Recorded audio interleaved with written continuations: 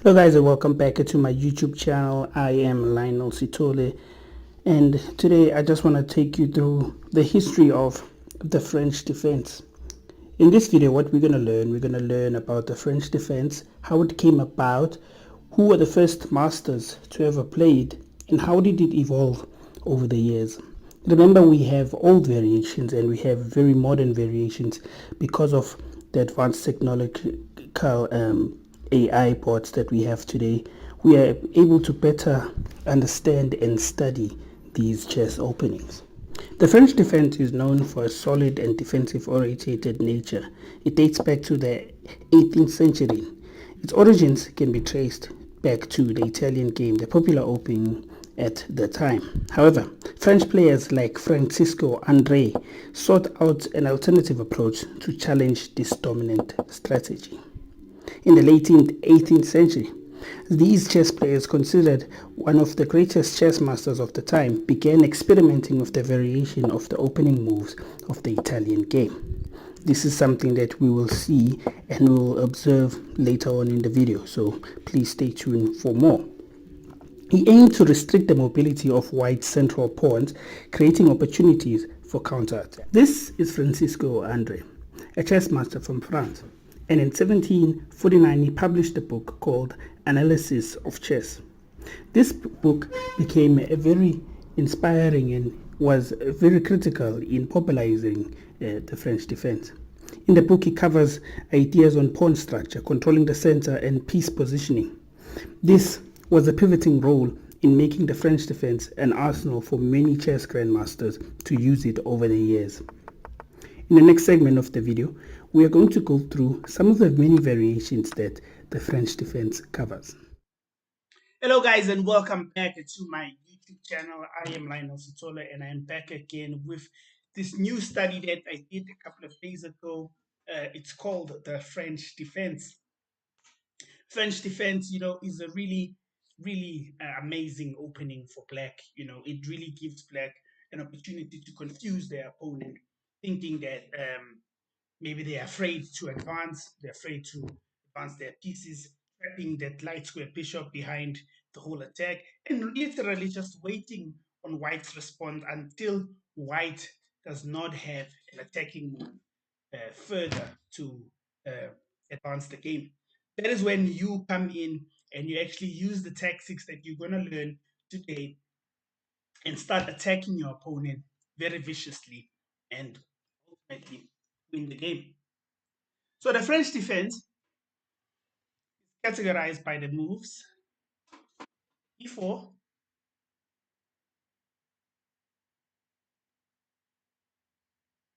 if my widget is not moving now, e4,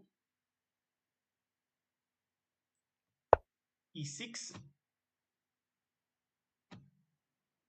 d6, d4, sorry, and then black responds with d5. When you have played these moves in this sequence, trapping that light square bishop, you have now initiated the French defense. Initially, it's very it's not the best decision for you to lock away some of your pieces for them not to be engaged into the game, right? Making that light square bishop being trapped behind your pawns there, it means that it's going to be a very challenging game for the light square bishop to actually engage into this game, making most of your light squares very weak squares, right? Because that bishop is going to find it difficult to reach those squares in terms of maybe if you want to advance in an attack or you want to defend a piece, right? Okay, the first variation we're going to go into is the advanced variation, right? Going to go into the advanced variation. So the advanced variation, right, it's when white decides to actually advance his pieces and actually cut down on your defense, thinking that, okay, this guy has not developed these pieces. Let me see if I can't come in and actually capitalize on this weak opening of the French defense. So e4, e6, e4, e5, e5. advancing that pawn, right, and not capturing in the center, making advancements, thinking that, okay, if there's a pawn there, that light square bishop is not going to go anywhere for a couple of moves. And now that pawn on the e file is also safeguarding those squares on f6 and d6, right? You can really put a piece there. Otherwise, that pawn will be captured. You capture that piece and then you would lose a major piece or pawn. You cannot advance your f6 pawn because now you will be opening attack for your queen for your king, sorry, with that queen, that white queen, right? So we're gonna play c6, c5, sorry, trying to cramp down onto the center. White normally will respond with knight f3. Knight f3 supporting that center pawn, saying that, okay, even if you do recapture, I can recapture it back.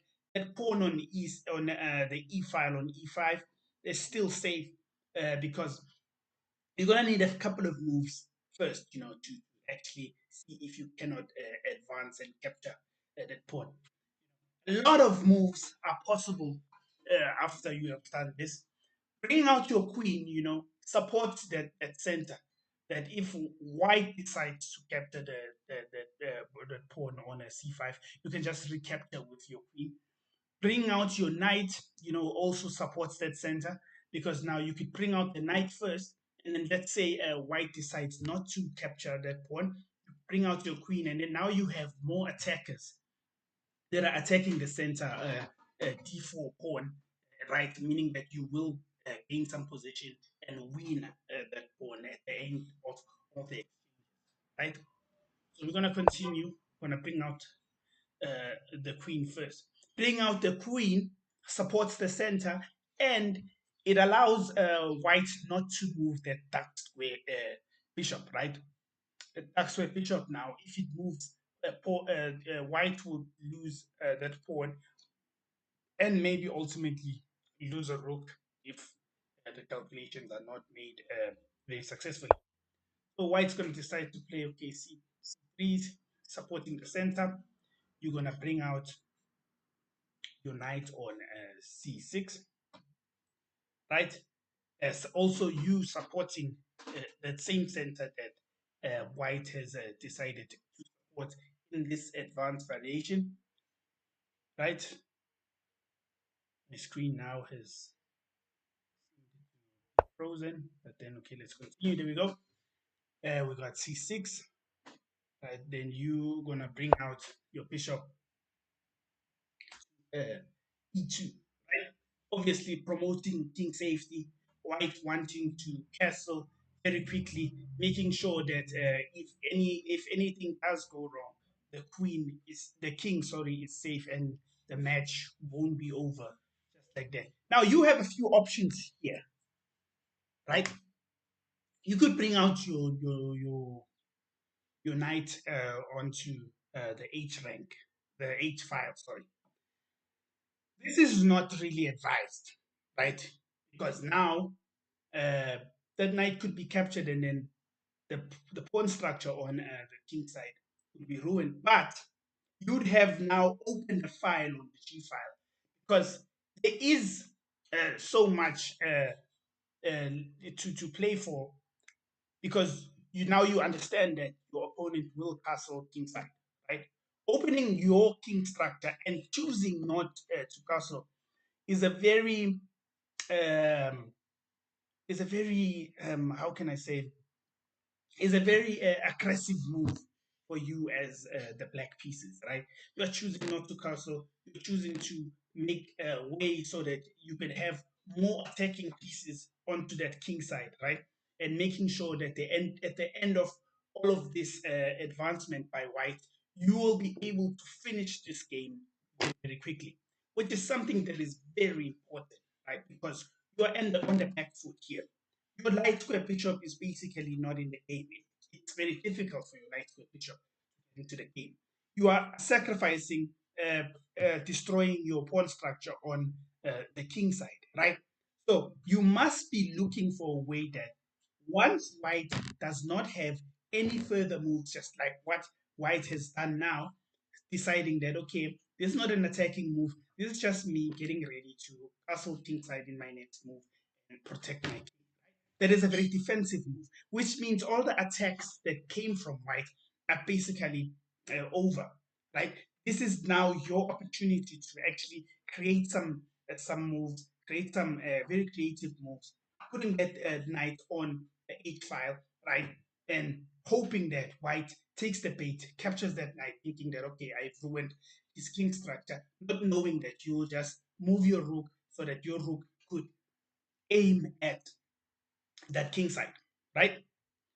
Okay, so we're gonna play knight to g to e7, right?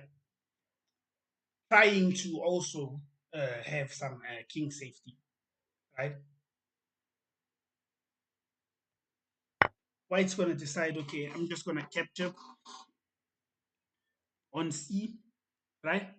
Obviously having that, okay, the only piece that can recapture right now is the queen, and then white can then move that dark squared bishop to attack the queen, and then we'll have a very exciting move to play for after this, right? But this is normally the structure that you should try and aim for when you are playing the advanced variation, and white decided to advance that pawn. You need to get rid of that pawn in order to make some advancement on your um, king side, right? Making sure that in the future that pawn cannot be used in further attacks, right? We go to the next variation now, the exchange variation. Okay, this variation is in the name. This is when you as black decide to attack in the center, white will just decide to exchange all the pieces and just be like, okay, now what are you gonna do now, right? So moves are as follows: e4, e6, d4, d5, e captures d5, and you also capture that pawn. Now, everyone has exchanged in the center. Everyone has open files on the king side, right? Everyone's bishop, especially the light square bishop, is now free to join the party at any time it so wishes, right? I want you to see there on the screen the possible moves that could be played by white. White could turn this into a gambit. Could decide, let me play queen's gambit and push that pawn on the c file, right? Having attacking and having a very strong center, right? Thus, now you do not have the luxury of playing the king's gambit decline, because the pawn that was exchanged is the e pawn, right? So it will be very difficult for you to support that pawn in the center, because if you bring out your light square bishop, white can then just bring out their knight and then start attacking them, or start trying to develop some way in order to exchange that pawn on the the d5, right?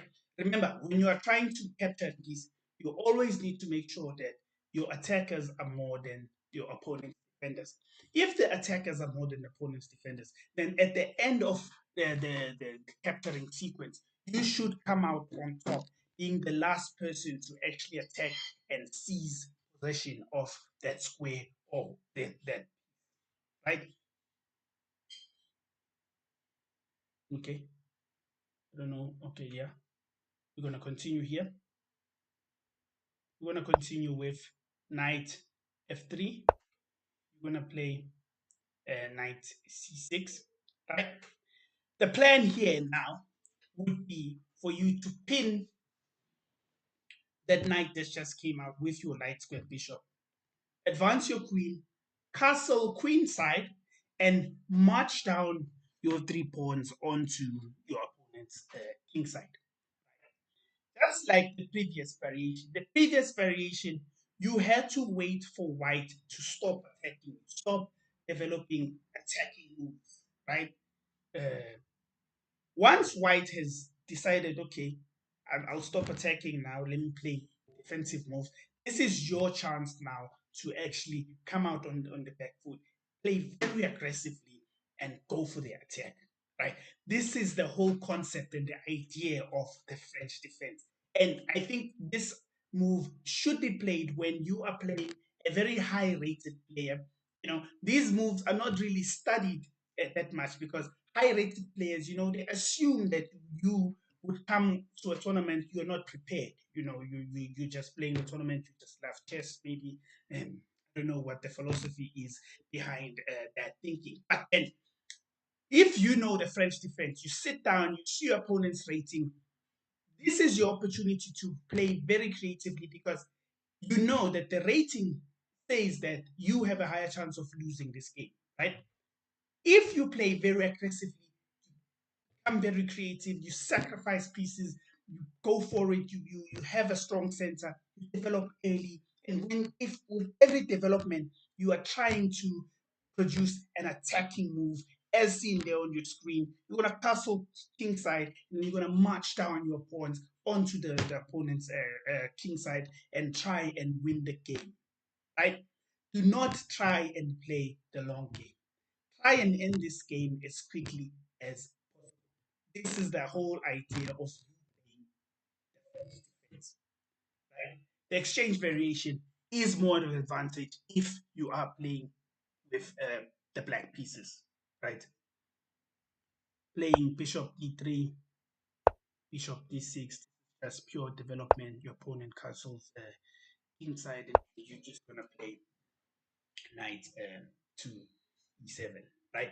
You have played the sequence of moves that were played in the advanced variation, but the only trick now is that you are ready to castle queenside and march down your pawns onto your opponent's.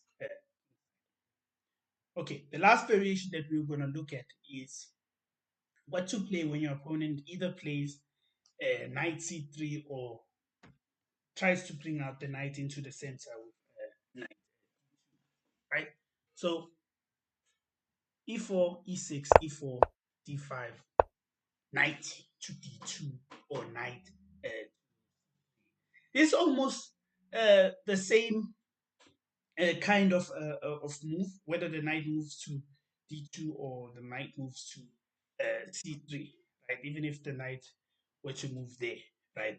It's pretty much you should play the same sequence of moves after that. What is white doing? It's saying, okay, you can capture that pawn on e4, but then I'm just going to recapture it using my knight. And then the knight obviously is now advanced into the center and will control more squares, which will really give you problems, as you are playing this variation. So what you're going to do, you are going to do that and capture it in the center.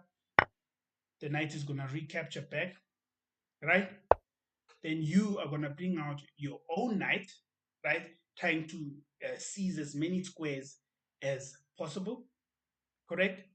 Opponent's going to play knight f3, obviously, getting ready to castle inside and just playing the basic rules of chess of development, right? You're going to bring out your own knight saying that, okay, how about we exchange knights in the center? Your opponent is going to say, okay, it's fine, we can exchange in the center. And then I'm also going to give you a check, right? And then you just recapture, and the game will just continue as follows, right?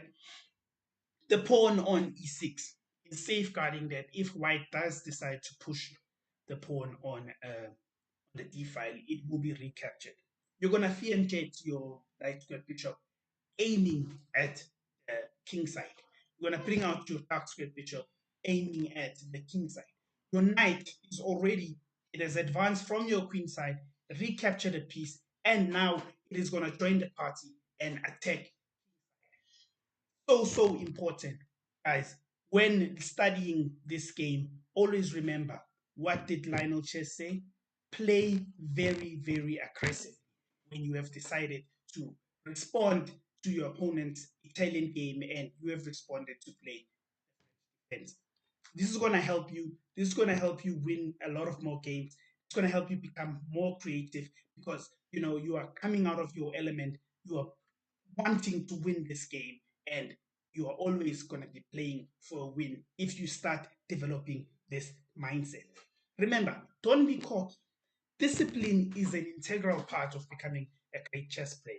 If you follow the line and your opponent does not follow the line, automatically your opponent is losing this game and you are essentially winning this game. Safeguard your emotions. Some of your opponents are going to try funny things like sacrificing the queen to try and give themselves time to get off of that messy situation that you have put them in. Even if that happens, remember, guys, just finish the game. Make sure that you go for the win. Even if you have more pieces and you think that you could take this maybe to an end game and win this, some of your opponents are very good at tactics. You could think that your opponent can't play without a queen, but maybe they have extensive time relentlessly playing matches without queens so that they could increase their tactical play on how to use the remaining pieces on the board to actually win. I always urge this. Never try and be cocky. Never try and like just suffocate your opponent slowly and thinking that they eventually will resign. Win the game.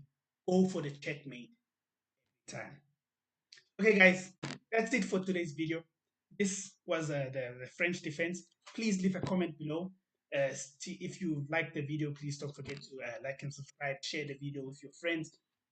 And if there's something that you think I have missed, or there's something that you think we should add onto this study, please leave a comment below, and then I'll be sure to get back to you, maybe with a response with another video, or I'll just answer your comment and then we can just discuss this study further. Okay, guys, thank you very much. I'll see you in the next video.